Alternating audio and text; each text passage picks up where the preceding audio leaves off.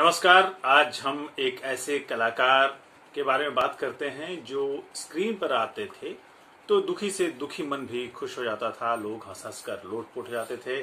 फिल्मी सिनेमा के ऐसे कलाकार जिसने जब चाहे हंसाया, जब चाहे रुलाया। हम बात कर रहे हैं प्रोड्यूसर, डायरेक्टर और एक्टर महमूद अली खान यानी महमूद की।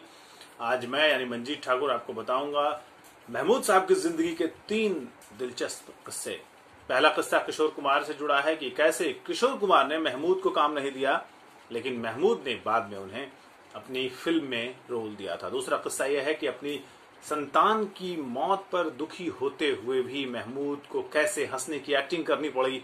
और तीसरा किस्सा है कि कैसे महमूद साहब ने जड़ दिया था उस समय के सुपरस्टार राजेश खन्ना को थप्पड़। लेकिन इन कहानियों पर आगे बढ़ने से पहले गुजारिश है कि आप फिल्म वीवो के हमारे इस चैनल को सब्सक्राइब जरूर करें। तो साहब, एक्टर महमूद को तो आप सब जानते होंगे, कितने बड़े कॉमेडियन थे, कितने बड़े हंसोड़ थे। उनके सामने अच्छे अच्छे एक्टर पानी भरते थे और अपने जमाने के सबसे महंगे एक्टर्स में शुमार थे। उनका काम ऐसा था कि उन्हें हीरो से ज्यादा पैसे मिलते थे। जब वो डायलॉग बोलते थे तो हीरो के पसीने छूट जाते थे। महमूद साहब का जन्म हुआ था 29 सितंबर 1932 को और उन्होंने लगभग 5 दशकों तक लोगों को एंटरटेन किया। उनकी यादगार फिल्मों की अगर बात करें तो भूत बांग्ला है, पड़ोसन में सुनील दत्त के साथ आपको याद होगा, बॉम्बे टू गोवा है, गुमनाम और कुमारा बाप। ये सब ऐसी 5 फिल्में कम से कम ऐसी हैं जिनमें जो चली भी तो सिर्फ महमूद साहब के नाम पर चल गई। उन्हें फिल्म इंडस्ट्री का किंग ऑफ कॉमेडी कहा जाने लगा। तो इस एक्टर ने कई फिल्मों में हास्य कलाकारों को अपने साथ काम करने का मौका दिया और उनमें से आपको याद होगा एक थे जूनियर महमूद। उन्होंने 5 साल की उम्र में ही, जब जूनियर महमूद 5 साल के थे, तभी उनको अपना शिष्य बना लिया था। और जूनियर महमूद ने एक इंटरव्यू में बताया था कि उस वक्त महमूद बहुत बड़े नाम थे और उनका डायलॉग सुनकर अच्छे अच्छे एक्टर्स को पसीना आ जाता था।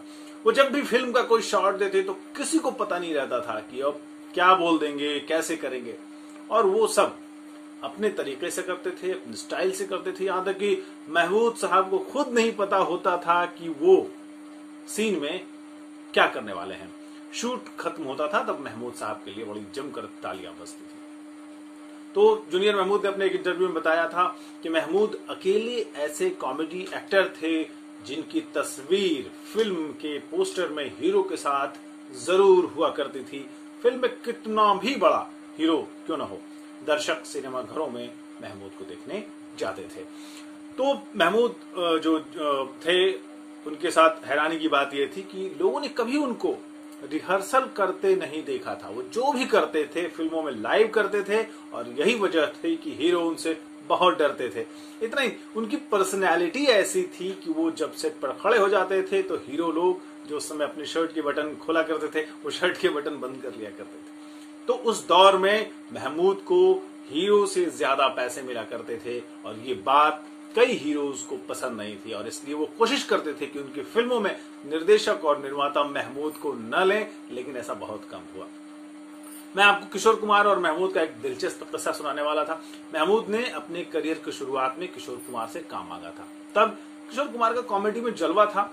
महमूद ने कहा कि किशोर उनको अपने किसी फिल्म में भूमिका दिलवा दें, लेकिन किशोर कुमार महमूद की प्रतिभा से पूरी तरह वाकिफ थे और उन्होंने कहा कि वो किसी ऐसे व्यक्ति को मौका नहीं देंगे और कैसे दे सकते हैं जो भविष्य में उनके लिए खतरा बन जाए, उन्हें चुनौती देने का मादा रखता हो। इस पर महमूद साहब ने बड़े दिलचस्प अंदाज में जवाब दिया था कि एक दिन मैं जब बड़ा फिल्मकार बन जाऊंगा तब मैं आपको अपनी फिल्म में जरूर मौका दूंगा।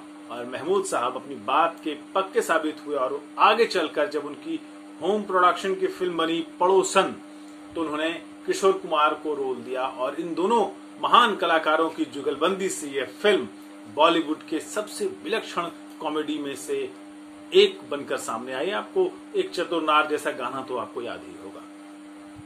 महमूद की जिंदगी का दूसरा किस्सा सुपरस्टार अमिताभ बच्चन ने एक साक्षात्कार में सुनाया। उनके मुताबिक एक अभिनेता की जिंदगी का एक बड़ा अजीब सा लम्हा होता है, एक लाचारी होती है जब उन्हें ऐसा करना पड़ता है जैसा महमूद साहब को करना पड़ा।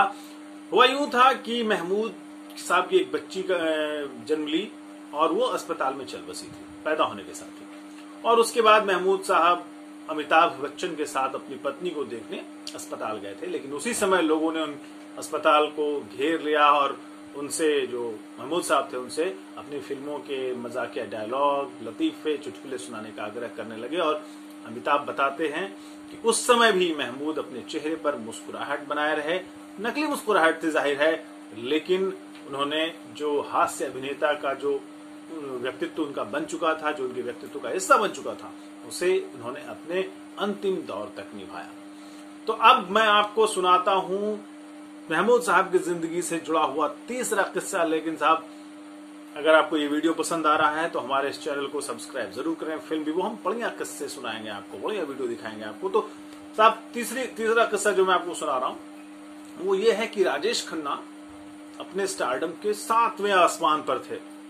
बहुत उनकी जो सफेद कार हुआ करती थी, लड़कियों में उनको लेकर ऐसी दीवानगी थी कि वो अपने लिपस्टिक से उसको गुलाबी कर दिया करती थी। उस समय की बात है कि महमूद साहब एक फिल्म बना रहे थे और उस फिल्म का नाम था जनता हवलदार।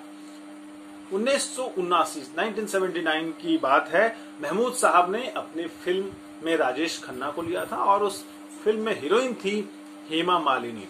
महमूद साहब अपने फार्म हाउस में फिल्म की शूटिंग कर रहे थे और एक दिन महमूद का एक बेटा राजेश खन्ना से मिलने आया और सीधे दुआ सलाम करके निकल गया। राजेश इससे नाराज हो गया कि भाई आया और उसने बिना मिले सिर्फ हेलो कह करके वो निकल गया। और उसके बाद से भाई साहब उनके नखरे शुरू हो गए जो सुपरस्टार्स के होते हैं। और राजेश खन्ना अपने सेट पर लेट आने लगे, शूटिंग में दिक्कत आने लगी। हर रोज महमूद साहब को घंटों इंतजार करना पड़ता था क्योंकि महमूद साहब डायरेक्टर भी थे और एक्टर भी।